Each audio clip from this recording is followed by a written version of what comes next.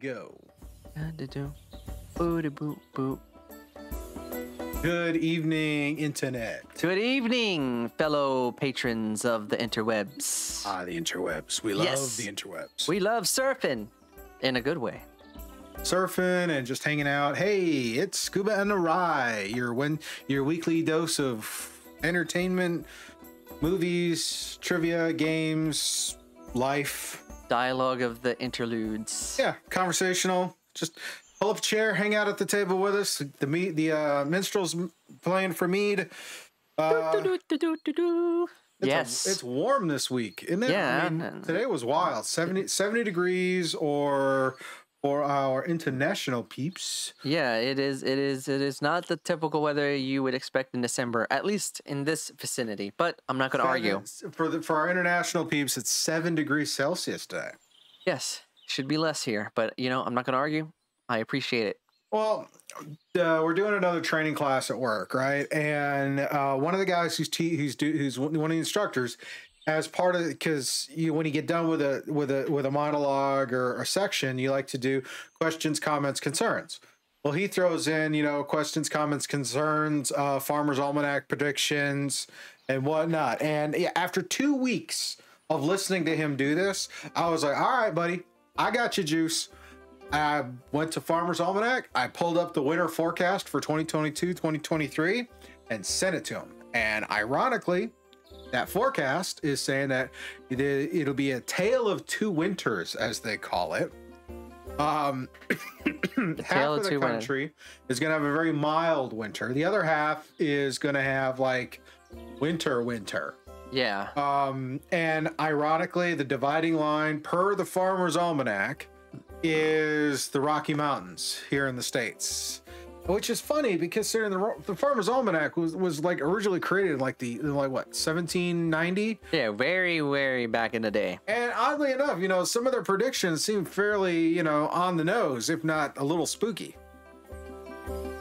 I don't know. What do you think? Are you a big Farmer's Almanac fan? No, I don't really follow it. I hear from my dad because he talks about it here and there. But no, I don't really follow it. But it seems to be on point a lot of the times, though. Eerily. Yeah, weird, Yeah. right? Yeah. Anyway, so what do we got? Okay. What do we got today? I don't know. It's just going back and forth pre-podcast, just kind of message traffic flying around. It's discussions, review of a very interesting Christmas film, some stuff about Spotify, the word of the year for 2022, and a couple other interesting articles. Alrighty, it is December 7th. So on top of all that, we want to take a moment to acknowledge the day. Yes, we do. For America, it is the probably one of the most infamous days in our history as a former president It was FDR. Roosevelt said, and that was the fact that on this day, 83 years ago, the bombing of Pearl Harbor, 81 years. This is the 81st commemoration of Pearl Harbor Day, which is to honor those sailors and military folk who were stationed at Pearl Harbor at the time of this attack, and the sinking of so many battleships. Yes. And such a great loss of life. So we're taking a moment to honor that. This means a little, for me, this is a little, it's kind of significant to me. Not that I know anybody directly that was there, but because of my time in the service, because I was in the Marine Corps. Yes, you were. Most of World War II for the Marines was fought in the Pacific Theater. So Pearl Harbor kicked that off, which we know if we know our history. Pearl Harbor is what kicked off America's full-on involvement in World War II. Yeah. Prior to that, we were kind of dipping our toe in it, but we weren't really committed. Yeah. After this, it's on like Donkey Kong. Yep. And it's a date to remember, as FDR said. It's a date which will live in infamy. A famous line from his speech. But that yeah, day. but if you go to pearlharborevents.com, they have a lot of info on the celebration there for this, their 81st commemoration of the monuments and memorials. Even the Battleship Arizona, which is still sitting there, and all of that. And yes, we can't talk about it without acknowledging that there are some conspiracy theories surrounding Pearl Harbor. Have you heard any of these, Ryan? I've never heard of the conspiracy theory, so I'm gonna let loose on the mysteries. So some of the conspiracy theories are that the U.S. knew about the attack and chose not to do anything. I think I've heard that one. But an interesting thing, and this could just be sheer coincidence, Which is the case in life a lot of the times. Well, it's the fact that all three of the aircraft carriers stationed in the Pacific Theater were out to sea during doing a training exercise the morning of the attack. So that's what leads to some conspiracy theory that, they knew, and this is what they did to not tip their hand to the Japanese that they knew. Yeah. But whether it is or not, it is the fact that was probably the biggest blunder of the attack, is the fact you didn't get the carriers. And we know that from history, shortly thereafter was the Battle of Midway, and everything turned around after that. Yes, sir. So yeah, as a movie guy, what do you think of some of the World War II movies that have come out over the years that have to do with the Pacific Theater? Well, specifically the Pacific Theater. There is one of my favorite war movies, which is done by Clint Eastwood. He did like a 2-pair, which focused on I think the Battle of Midway. I can't remember, but there was the Flags of Our Fathers. But my favorite pair is the one that he did where it was from the Japanese perspective, which is Letters from Iwo Jima. Mm-hmm. And that movie is very poignant and sincere. Because it just gives you a different purview of the war, but it still is grittiness, and it showcases how, fighting the war in the Pacific and on the islands, because, you go on island hopping, was very much, you had to be very strategic, and also not only fight off the enemy, fighting off the weather and the tropics as well, because a lot of the battles were done right around the tropics with those islands. Oh yeah, the equator and all that. Yeah. But so those are the two big movies, if it's focusing on that theater side of the war, that stand out for me. For me, I think there are three that come to mind. There's Pearl Harbor, the movie with Ben Affleck in it, which is a lot of fun. Cuba Gooding Jr., all of that, really great. Alec Baldwin, and really enjoyed that. There's Wind Talkers. Yeah, I never saw Wind Talkers. Which is a Nicolas Cage film, which talks about how during World War II, U.S. was utilizing Navajo Indians or Native Americans to be code talkers over the radio, and because they would speak their native language, which was really hard for the Japanese to crack and intercept. Yeah. So there was talking about that and how important they are. Again, it was Nicolas Cage. He played a Marine who got had his hearing damaged because of the conflict. So he was partially deaf in one ear, and he was trying to get back out into the field and ended up being a guard or paired up with one of these wind talkers. Which I thought was a really interesting film. And another one that comes to mind is, of course, recently the Midway, which came out a couple of years back, which focused on that particular battle. Yeah. I know I like a lot of watching history stuff, and anything having to do with the Pacific Theater is always something I kind of gravitate to. Yeah. One, because I love aircraft carriers. I think they're a great piece of technology.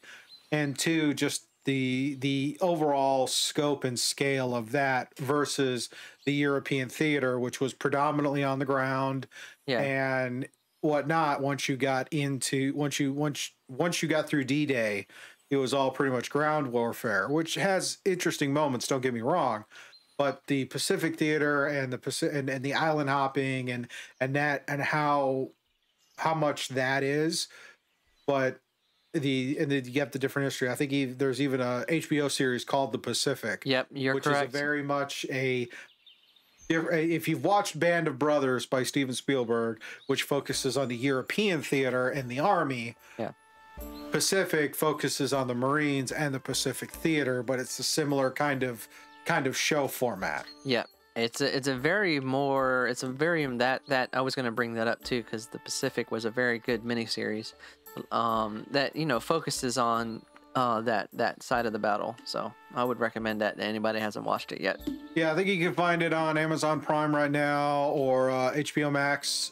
Yep. Assuming they don't change the name to Max, because I'm sure you heard about that one. Yep, I heard about that. That's the rumor going around. WB's thinking about changing HBO Max to just Max. Yep. The reason is because they didn't want to overshadow either of their brands, because they're merging Discovery Plus and HBO Max into one. So yeah, but what about Cinemax? Yeah, well, Cinemax isn't a Warner Brothers thing. It's is it? No, yeah, you're right. Well, Cinemax doesn't have any original content. Everything merged over to HBO. It threw me off for a second there. But no, speaking of Cinemax, watch Warrior. If you've never watched Warrior before, check it out, people. Cool. Yeah. All right. Well, now we got a little history bit out of the way. Salute, and if you'd like us to talk about more history things, comment below in the notes, the comments if you're watching us on YouTube or if you're listening to us on audio. And before we get too much further, we also want to go ahead and take a moment and give a shout out to Sirenscape. Shout out. Sirenscape.com, a resource for background musics and soundboards you can use to make your gaming experience more immersive and enjoyable. Go check them out, Sirenscape.com. They have an amazing online player that you can use for across multiple devices, or if you're still doing games virtually, you can have your players give your players a link where they can listen in as you provide the various sounds for your game. But go check them out, Sirenscape.com, for more information. Yes, sir. Check them out. Alrighty.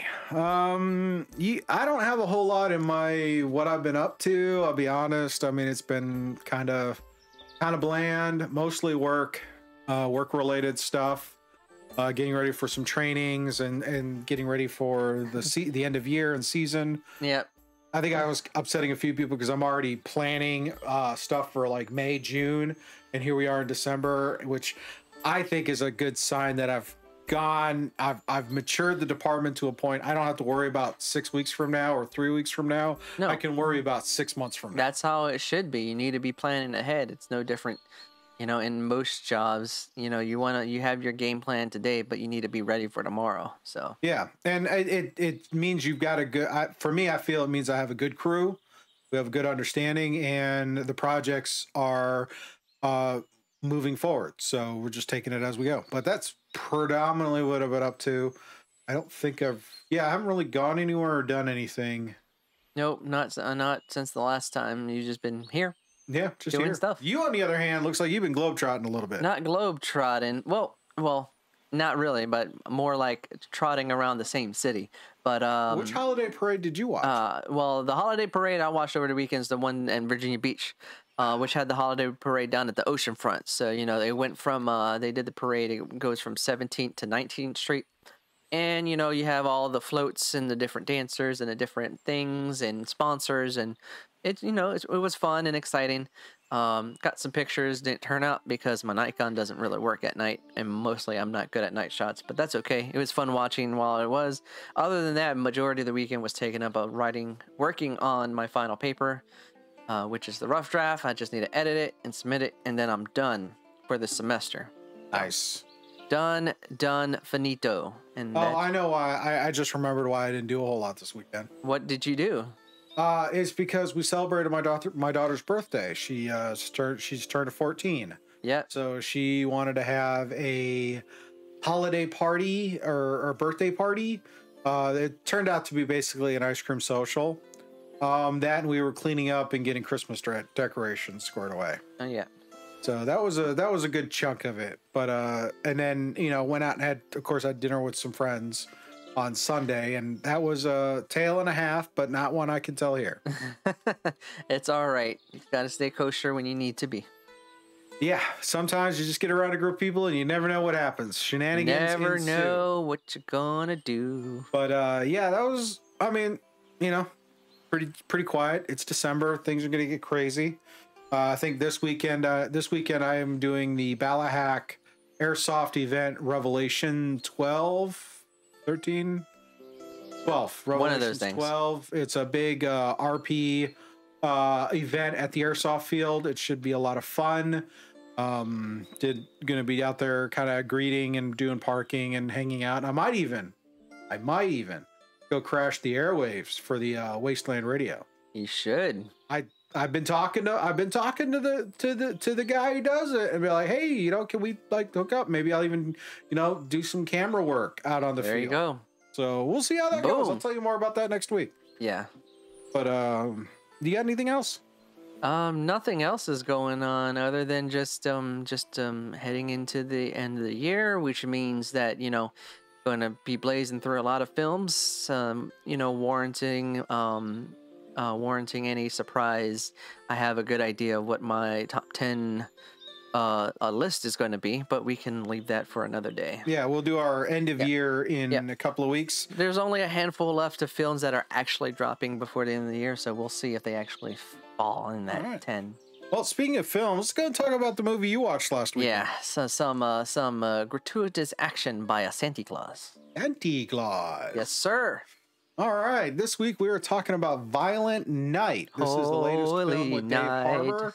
If you're not familiar with who that is, he is most notably known for his work on Stranger Things. Yep. He plays the sheriff. Yes, sir. And he's also done a couple of feature films.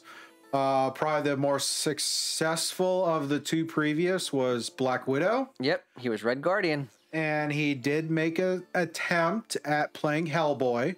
Yep, and an attempt that went nowhere. Yeah, that didn't go so well, but he said he learned from that. There was an interview where he said, it's like, you know what? I've learned don't mess with established franchises. Yep. Don't. Sometimes you just don't do it. You never know when the fans get back to you on that. But this is his latest one. He plays Santa Claus, and he has to save Christmas for a family in distress. In a way, yes. All right, Ryan, go ahead. So, just to add on to your little intro, this movie is called Violent Night. It's playing in theaters.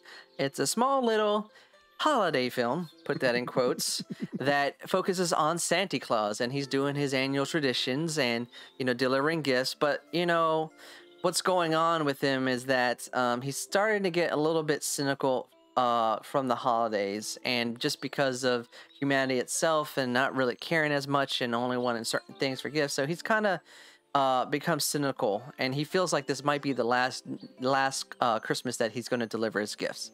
So en route through it, he comes across a wealthy family estate, the Lightstone Estate, and he gets through some plot armor and different devices, he gets caught up in a gang of mercenaries led by a man that he calls himself Scrooge.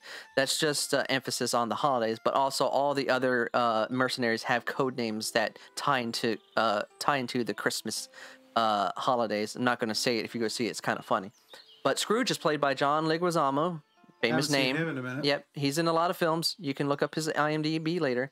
And basically, he gets sucked up into this mercenaries trying to attack this estate because they want the money in the vault. So that's the premise, and he gets caught up, and he doesn't know if he wants to help, but he starts to feel a change of heart when he comes across the young girl, the grandchild by Trudy, and she kind of lifts his spirit, and he decides, hey, let's go ahead and try to save Christmas for this family.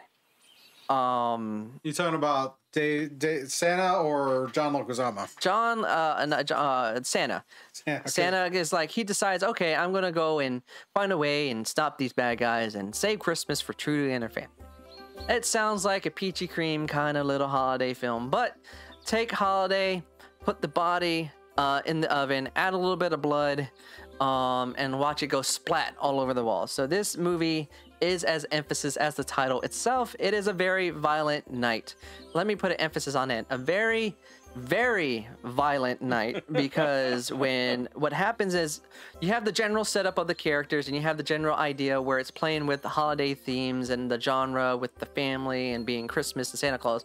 But what it is that it takes those cliches and those cheesy lines and it plays up against it and turns it into more a satirical aspect of the genre while mixing in it as very, very gratuitous violence. And what makes this film so charming is that the fact that they blend in that kind of Christmas spirit and magic and gravitas you might find in those cheeky holiday films, but places it against a very more like action-oriented film that is very much not a child experience. And what makes this film funny is that they play against puns that would come across mind-numbing and cringing, but it's played against the satire in a way that it makes you laugh so hard, and against the violence, because the kills and the action is very creative in a way where it mixes in stuff that you're familiar with Christmas. So what wasn't it they were saying? It was stuff like John Wick meets Die Hard. It's Die Hard meets a Christmas film while also mixing in a little bit of Home Alone. So yeah, the kills are amazingly funny and violent, no pun intended. And like I said, it emphasizes the idea of Christmas because it mixes in all the tropes of Christmas. Think of a candy cane turned into a knife, mixed in with pool balls that go ahead and break against your head, and then turning the idea of coal into grenades. So yeah. That's what you get for messing with a magical creature. So pretty much this film is just a mixture of cheesy moments, over-the-top action, and it leads into a third act where, you know, Scrooge and Santa Claus have to face off at some point, and, you know, it ends up in a interesting wrap-up. I'm not going to say what it is, but I can tell you... I still totally I can tell you that, you know, going up the chimney has a whole new meaning. So... Oh man! All right, but I think this is interesting. Honestly, ask me any questions you have. The concept for this really struck me as interesting because there was Santa sleigh, there's Krampus, there's a lot of these Christmas ones that are more violent. Yeah. In that whole mythos, as opposed to, you know, like the Miracle on 34th Street and whatever, or. You know, or even, I mean, one that's probably also on this side of the line would probably also be Bad Santa with Billy Bob Thornton. I would put it more in that vein, just more violent. And what it does, like all the ones you mentioned, yeah, it plays with genre with the Santa, the Christmas tropes, but this does it in a better way, like Bad Santa, where it's unique while not, you know, trying too much original, because it pulls from a lot of different properties. Home Alone, Die Hard, any kind of Christmas holiday with family, mix it in. But it does a good job of mixing it, not taking itself too seriously, and playing against those tropes that just make the action and the violence so just amazing and funny. Literally just funny. Like, yeah, I mean, the one-liners are chuckles, but the kills will have you laughing.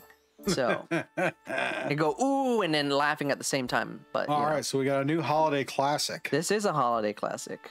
All righty. So what would you call this one? Overall, it's intense, has cheesy one-liners. It's not for kids unless they're mature enough. Overall, I think it's a good time at the theaters. Turn your brain off, enjoy the action. 3.5 out of 5. Nice. All right, I'll definitely make some time to go watch this. Yeah, I know you don't like cheesy, but this is the kind of cheesy you will like because it That's all I'm going to say. Well, I mean, you kind of know what you're getting into, and to me, the fact that the way the trailer and even reading your review, which go to ryreviews.com, check out the review. But to me, the probably the thing I like most about this is we're being introduced to a version of Saint Nick that is tired. Yes, he's very cynical and he's tired. And you know what? And I think this is interesting thing. Yes, you get into the magic and all of that, talking about Santa Claus and the spirit of Christmas and all that, but I think this makes it really this interesting way of grounding it. And I think it's a part of the trend we've seen in the last few years with different TV and film properties Because as I think about him being kind of disillusioned with his job, with being Santa Claus and the Christmas spirit and that whole thing, I'm not going to lie, right? One of the first things I'm thinking of as a comparison is Lucifer. Are you talking about the TV show? Yeah. Yeah. The whole premise of Lucifer was the devil was bored and left hell. Yep. And he's just kind of cynical and he's going through the motions, but he kind of turns it on when he needs to. And the violence just don't come out of nowhere. You get a kind of hazy backstory. It's kind of more like a plot armor, but it's done in a way where it's mysterious enough to just give you enough understanding why he does what he does. Well, I mean, remember the animated film The Guardians? Yes. With Chris Pine and Alec Baldwin. Yep. That version of Santa was definitely not your bowl full of jelly, ha ha ha. That dude could scrap. And, oh yeah. You know, I'm sure there's some, definitely when you get back to some older tales, more of the like the source materials, because a lot like the Grimm fairy tales, they're not the happy fuzzy stories that Disney tells. Nope, they are not. Dark and violent. And that's what this comes across as, dark and violent. It's a mixture of that, but it's just hilarious at the same time. So. And back to a book I was reading from Jim Butcher, one of the Dresden Files. One of the recent ones I was reading and listening to actually has Santa Claus in it. Yeah. But he's part of the Winter Court, which are supposedly the bad guys, compared to the Summer Court when you get into the Fae and all of that. And he walks around with a bloody broadsword like it's cool. Santa walks around with something, but I'm going to leave it at that. Oh, yeah. This will be fun to watch. If you go check it out, go check it out. I'll give you my opinions later on that. But let's get back to the fun. Fun in the sun, my friend. All righty. Well, we're making decent time, so let's talk about some other stuff we got on the agenda for today. Yes, sir. It's more of a newsworthy kind of day. All right. Well, don't really have a lot for video games right now, although we were talking about how Cyberpunk 2077 is getting a Game of the Year release after they drop their expansion next year. Yeah. And still waiting on the Witcher one and some of the other stuff. Also, there was the news about Microsoft is following suit and raising the price on their first party titles to $69.99 in the near future. Yeah, I that's expected because that's what happens. Eventually, the price goes up on the games, but they're probably doing that to counter, all the subscription services. Actually, what they were saying is like the cost of making games has gotten higher. Yep. Supply chain issues and a whole bunch of other things. Sony announced a price increase on the PlayStation 5 that's coming. So far, Phil Spencer hasn't said anything about increasing the price of the Xbox.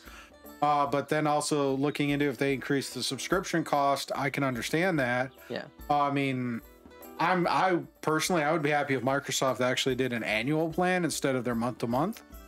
Because I'd much rather paying for a year in advance, or if they do a family plan they were testing and more work. Haven't heard anything new on that, but Sony getting into it with their subscription and the value of their subscription. I mean, even though they're not doing day one launches like Microsoft is, yeah, it's not exactly a bad catalog of choices to pick through. I mean, there are games on there that I never would have considered getting. Yeah, that's why I like Game Pass, because I'm able to try games and not waste money on something and not knowing if I'm gonna like or not like it. So. Yeah.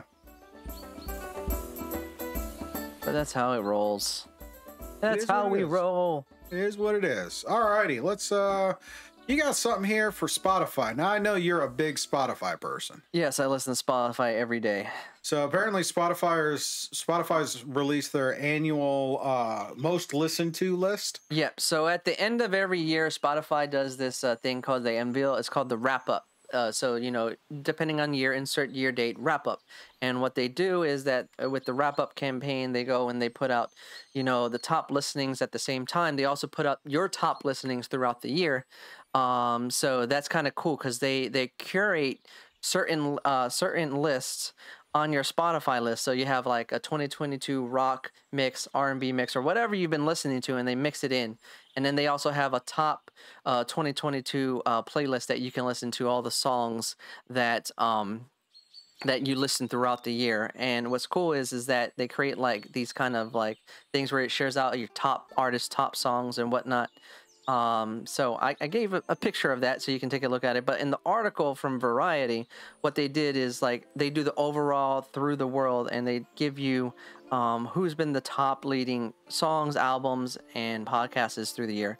So leading the pack For globally, the third year in a row. yeah, is Bad Bunny. If you recognize that name, he's a Latino singer, but he also showed up in dang it, a Bullet Train as well. Oh, okay. Yeah, so he was in there for a little bit. So he's a Puerto Rican rapper, quote, and singer. Tracks generated more than 18.5 billion streams this year, and his album was the #1 streamed worldwide.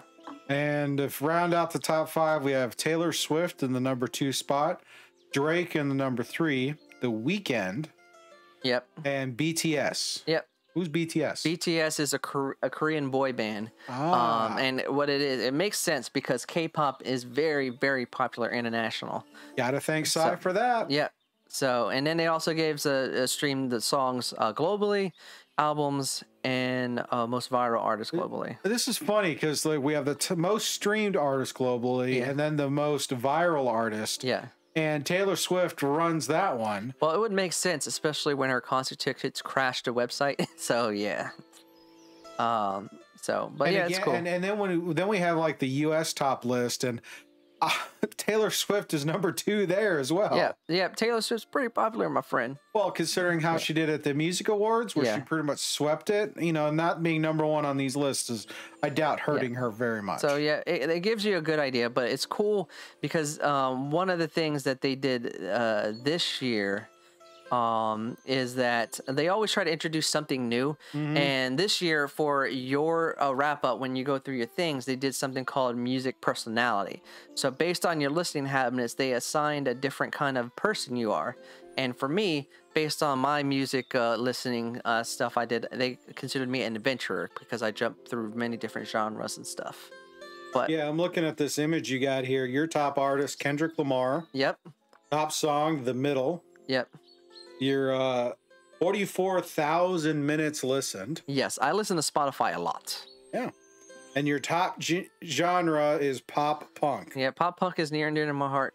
So I have curated lists explicitly for that. So, yep.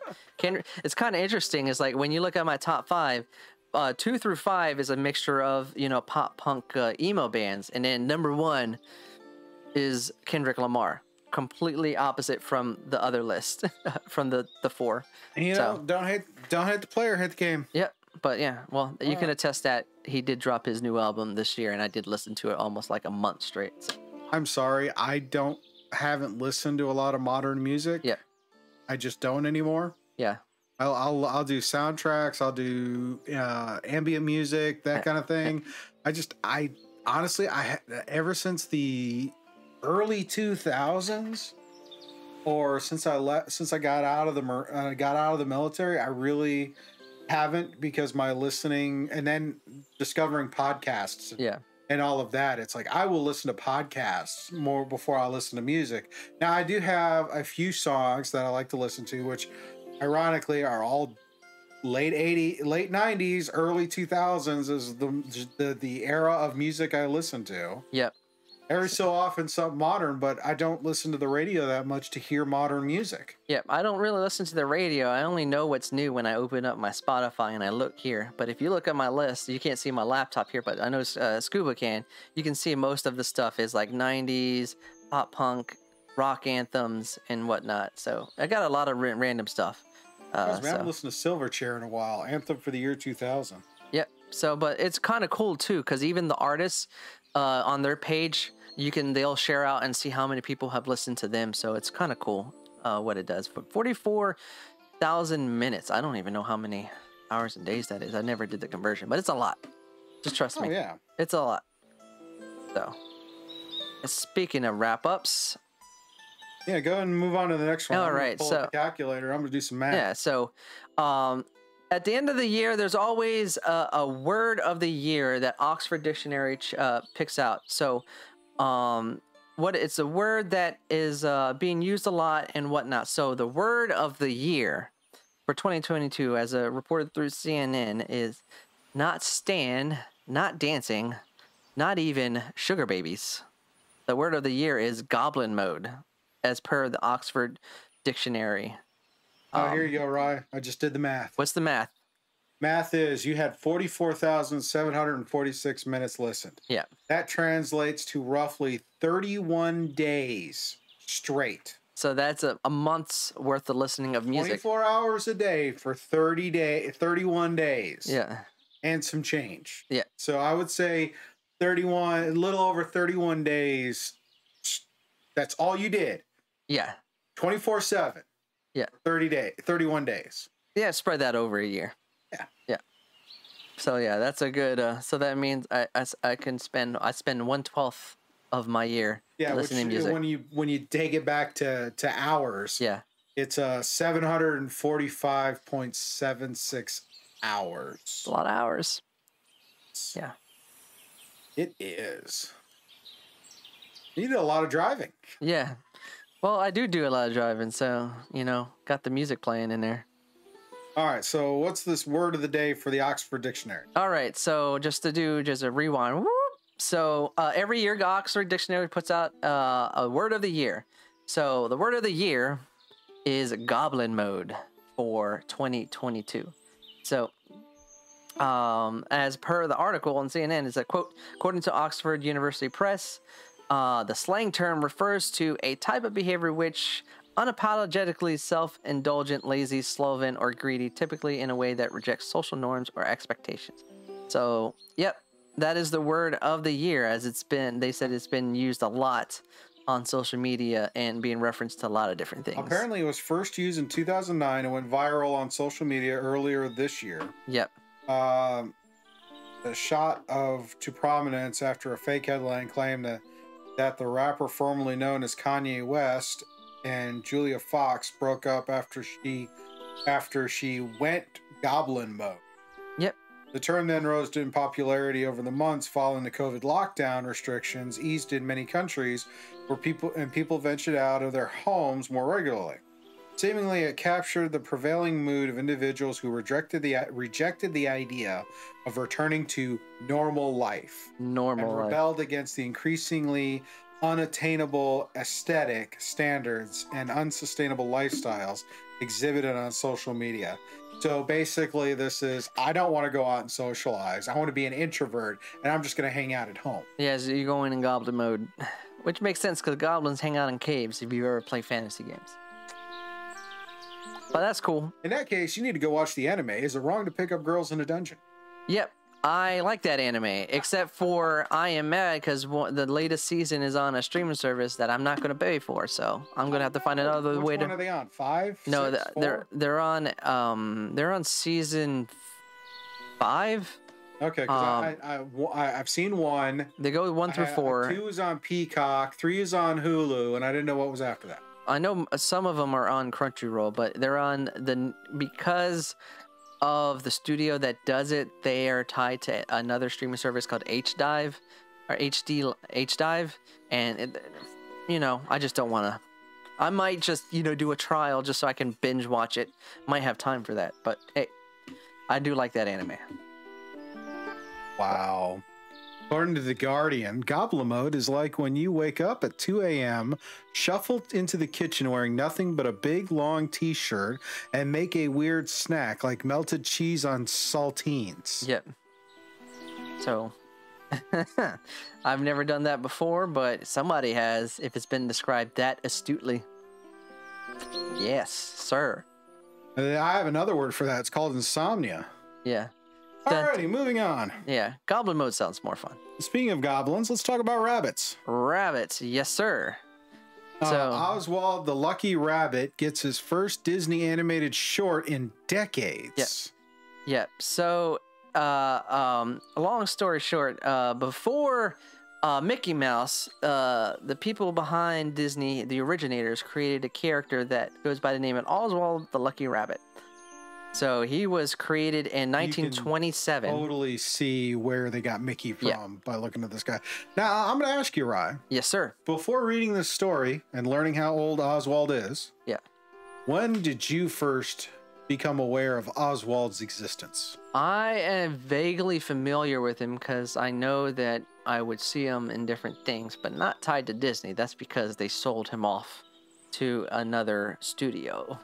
That's why Disney created Mickey Mouse, because after they created him, they sold him off to Universal and they needed another character, and that's where Mickey Mouse came from. Yeah. So I will tell you where I first became aware of Oswald, and it falls in line with our typical content. Yep. And that is he appeared in a video game. The Mickey game the Mickey Mouse game where you're using the paintbrush. Yep, it's Epic Mickey. Epic Mickey 2. Yep. Because then it's a partner game where you play as Mickey and you play as Oswald. Yep, as stated here in the article. Boom. Yeah. But yeah, this is the first time Disney has put out it since the early 1900s, after it was created in 1927 by Walt Disney and Ub Iwerks. So I can't believe Disney's about to celebrate its centennial. Yep, and that's what this little short is, a lead-in to their 100 years of existing. You know what? Knowing that they're about to hit their centennial, I'm glad Bob Iger's back in charge. You're not the only one, because as we were talking off the air last time we wrote the podcast, and you asked me about what did all Bobby Chapek do, it's a long laundry list of no-nos.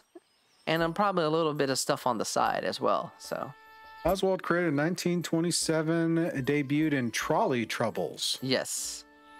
So his entire filmography of nearly 30 short runs from 1927 to 1938. 10 years, a little over 10 years solid. It's a good run. Yep. So, but yeah, even though Universal had him and used him, he was eventually replaced by Woody Woodpecker. Woody Woodpecker. Ha ha ha ha ha ha. You know, but you know, it's kind of cool to see him come back home. Yeah, it's good to see him. All right. 2006, Disney Universal in exchange for sportscaster Al Manning's jumping from ESPN to NBC Sports. Yep, he was on Sunday Night Football for quite a few years. One with John Madden, and then another stint with Chris Collinsworth, and now he's doing Thursday Night Football on Prime Video now. So cool. Alrighty. Well, that wraps up our news stuff, so I guess we're ready for some odds and ends. Oddies and endies, my friends. All right, let's do them odds and ends. This is a collection of stories that Ry finds on the internet and gets my reactions. Sometimes it's cool, sometimes it's crazy, sometimes he hits the nail right on the proverbial head. And it hits me depends. in the feels. I'm not going to lie, it hits me in the feels. Sometimes I just want a reaction, and as long as I get a reaction, even if it's like, huh, that's worth it to me. Before we get into this first story, because it's associated with this first story, I gotta ask you, what did you think about that news from Nintendo last week? Which one? The one where they actually put out a statement apologizing for how poorly Pokemon Violet.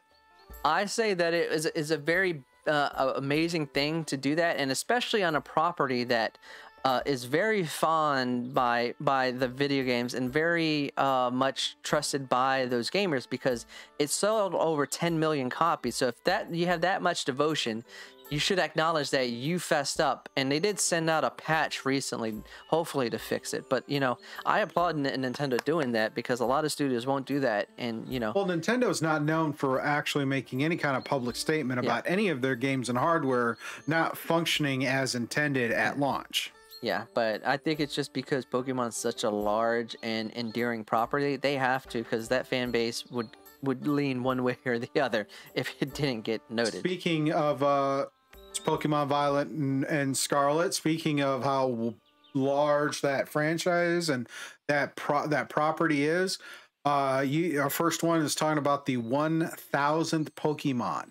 Has been revealed at last. Yep. So, yeah, I remember playing Pokemon back in the day, and it was a lot. I thought 151 was a long list, but now through the years, they've already built up to 1,000. And actually, it's 1,000 is not the cap. The fact that they're technically at 1,008. Yeah, 1,008. So yeah, but who's the 1,000 Pokemon? Well, his name or her name, whichever, is might butcher this, Goldengo. So, and he looks like a yellow toy with funny hair. He looks like a cross between a sock puppet and a macaroni. Yeah, he is a, quote, ghost Pokemon that haunts treasure chests and can be found pulling mimic-style pranks on unsuspected trainers across the Paldea region, which is the region set for Scarlet and Violet. So he's one of the newest Pokemon. It's wild. It's and he's absolutely wild. Yeah, and he's an evolution from Gimoghoul. So he is a ghost Pokemon. So if you like ghost Pokemon and you're playing the game, go ahead and grab him. Yeah, I mean, I almost figure he might be a part. This character should be part of the cast of Reboot. Oh yeah, and in one of the photos it shows him surfing. So yay! Alrighty, our next story. Another house that's up for sale. Yes, Only this happens to be the house. Yes, as reported in AP News. Everybody at least from the 80s, you have your films that you're fond of, The Breakfast Club, Terminator, Aliens, but fond to a lot of kids out there are the Goonies. And good news for fans of the Goonies, if you really, really want. The old Victorian house that was featured in the film is actually on sale in Astoria, Oregon. So if you want to purchase it, this house was built in 1896. Yes. How much is it going for, Scoob? Oh, just for the low price of $1.7 million. Oh, yes. So let's go ahead and garner up some change to see if we can purchase it. But, you know, they said since the movie, in the article, since the movie hit the theaters, you know, fans have flocked to that place to go ahead and, you know, take pictures and stuff. And also the city itself, quote, celebrates Goonie Days on June 7th when the film is released and welcomes 1,000 people to the event. June 7th. Yep. Interesting. Very much a coincidence. And after the film's 30th anniversary drew 1,500 daily visitors in 2015. They posted a no trespassing sign. That is wild. Yep, so 2015 was the 30th anniversary of the Goonies film. Are you bloody kidding me? Wow. Yeah. Just wow. Alrighty. Next up. Another article from AP. Really? Yes. Really? Yeah, so going on right now over in Qatar is the FIFA World Cup. They usually do it in the summer, but because it's super hot during the summer and out in the Middle East, they're doing it during the wintertime where the temperature is slightly cooler. So everybody thinks, you know, you're going there for the World Cup, you're a soccer fan, you're rooting for your team, you know, a lot of other celebrations going on. But another thing that they have is a sideline attraction going on out there, and a very unique kind of sideline attraction that I might add. I would say so. It's described as, think the Westminster Dog Show crossed with a Miss America pageant. Yes. So this is a pageant, but a pageant of camels. Yes, sir. So if you can, those of y'all in the audio version, if you can just see, I am just shaking my head. Yeah. So, quoting AP News, is the event, which was designed to bring cultural awareness to World Cup visitors, was sponsored by the Ministry of Sports and Youth in conjunction with the Supreme Committee for Delivery and Legacy, the local World Cup organizing committee. So basically what it does is that they have these camels that go out there and do celebratory acts, but they're very, very focused on this stuff. So, quoting one of the Al Quarry from the article says, "This is our culture. This is from long time ago, from our fathers to grandfathers. It's a competition, a beauty competition, because they like these camels and we give them names. It's like family." You know what? I'm actually kind of glad you pulled this one, because it's nice to get a little bit of culture. Yeah. And I feel that we are in a point now in terms of the internet and globalization that we can start to find these little obscure things that go on in the world that just are one of those things that's like, man, take away after you get through the initial reaction, you get into it a bit more. It's like these are actually very interesting and cool and really necessary cultural aspects of different communities in the world, and I like how we can celebrate that in the way of bringing attention to it in some way, shape, or form. Yeah. So because camels is a very big thing, especially for Middle Eastern cultures, and they don't play around here. Well, the next thing is there's nothing about this that's derogatory. Yeah. That I think is the best part. Is it's like we could definitely talk about other cultures, but we can. For so long we talk about things in such a negative and derogatory way. This one is a very informational, informative, and I mean they're using the World Cup to bring attention to this culture and to their celebratory act with these camels. That's a great opportunity. I mean, you have thousands of people flying in and visiting for the World Cup, and it only happens for a few hours a day, and you're staying there for multiple days, so you have to spend the time doing something. So kudos to the organizers who saw this opportunity and decided to take advantage of it as it coincides with a normal cultural tradition. Yep. All righty. Cool. Awesome sauce. All right, last one. Last but not least, going from camels into futuristic travel in a way. The hell? So this is an article from Auto Evolution. So think of, you're chilling in the office, you're chilling in a chair, you're kind of lazy. You don't want to get up to go to the water cooler to get up. Well, Volkswagen is making your dream come true where you don't have to get out of your dang chair. Not only do you have to get out of your don't have to get out of the chair, he's making a smart, drivable five-wheeler with a range of not 1, not 2, but 12 miles per hour. So, yes. I almost could have bought this as a gag until the fact that you said it's VW. And as I'm looking at the photo of this chair, I kid you not, it has a bloody seatbelt. Yeah, it has a seatbelt. So, quoting from the article, how fast does this go? I mean, am I gonna get a speeding ticket driving around in my office chair down back and forth across in the office? So it has a rechargeable battery that offers a range of 12 kilometers, which translates to 7.4 miles per charge. And you can reach a top speed of 20 kilometers per hour, which is 12.4 miles per hour in the office chair. Not only is it packed with speed, but, quote, it is tech pack. It offers office assistance such as reversing cameras and 360-degree sensors so that you can keep a constant eye on everything that's going on around you. So this is just too distracting. Oh yeah, and then their storage space in the back has a capacity, so you can put in items like your laptop, annual reports, or whatever you want. But sadly, it's not for sale. Good. It's just in expedition mode. It will be available for test drive at various locations, most probably in Norway, as they say. Energy efficient. At least the Honda factory has a cool robot you can interact with. Yeah.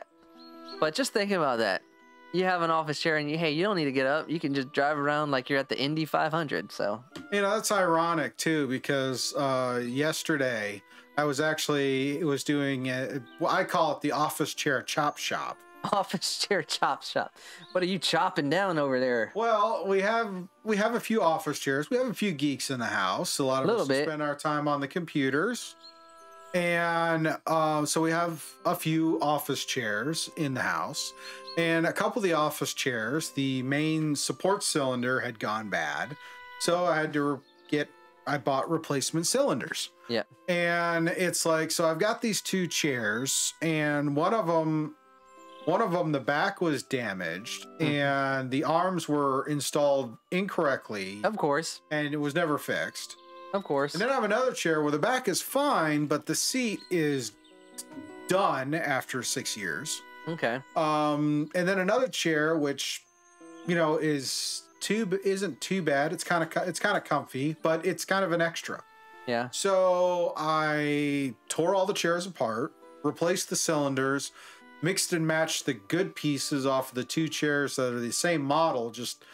I had two of them. It's just one had a busted back, and the armrests were put on backwards, and the other one had the bad seat. Switched all around and made two chairs, and threw away the parts from the third that was just leftover parts.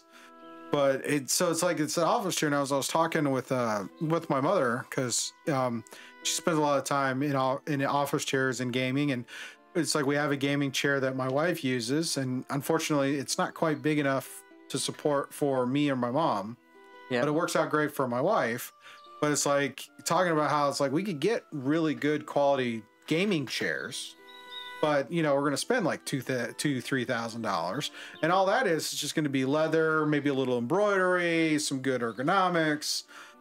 I gotta tell you though, this motorized chair with seatbelt that goes 12 miles an hour in an office room is probably got to be somewhere north of $10,000, just not counting all the tech that's in it. Oh yeah, so it's kind of interesting to see. Maybe, hey, if somebody's developed it, even if it's just for exhibit, a seat heater and a trailer hitch, dude. This is just obscene at this point. Really? Yes. It's like, all right, guys, I gotta haul the trailer here. Let me grab my chair and we'll hook it up. What kind of ball does that take? 7/8 or 2-inch? Let me find out. Hey, I'm not gonna fault about heated seats, because heated seats make wonders. So, heated seats on an office chair, and a seatbelt, and storage, and then backup cameras. Yeah. Really? Does it make the I wonder if it makes the noise too. Beep, beep, beep. I wouldn't doubt it. I would not doubt it. All right. Well, yeah, that's satire and fun, but that is the end of our show this week. Skadoosh. Oh, yeah, you like that? It's time to set sail and move on for another weekend and another week. Thank you, Ry, for hanging out with me and feeding me these great stories. Always try.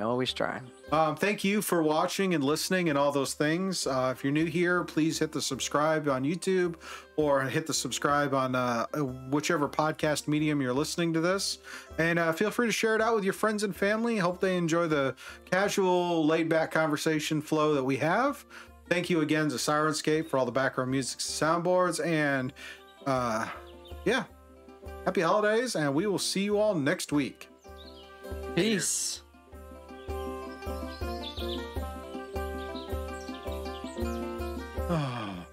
I love it when a show goes well. Oh, yes. It's smooth sailing.